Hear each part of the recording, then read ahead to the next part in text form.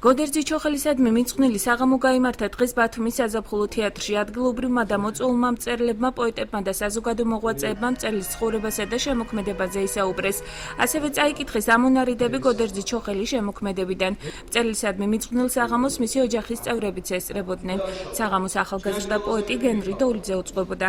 მსგავსი საღამო ბათუმის გარდა სხვა ქალაქებშიც გაიმართა. დღევანდელი საღამო ბათუმის ხელოვნების ცენტრის ორგანიზებით გაიმართა. ჩვენ გავაკეთეთ ბათუმში აი ასეთი ფორმატის შეხვედრა გოდერძი ჩოხელთან. ეს იმას ნიშნავს, რომ ჩვენ გოდერძის სულს მოვეფერებით. ყველას გვაქვს ძალიან დიდი სინანული, როდესაც გოდერძი ჩოხელს ვიხსენებთ და რომ მას დააკდა სიცოცხლეში ის სიტყვა და სიყვარული, რასაც იმსახურებდა. ერთ-ერთი იშვიათად გამორჩეული მწერალი არის მადონი გოდერძი ჩოხელი.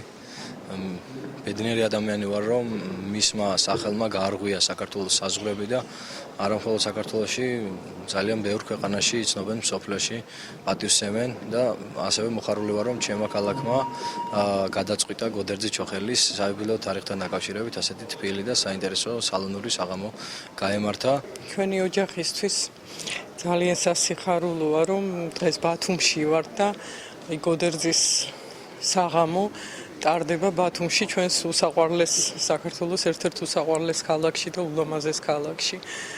ვიცი, რომ აქ ბევრი მოყვარული ყავს გოდერძის შემოქმედებას და ეს კიდევ უფრო მეტ სიხარულს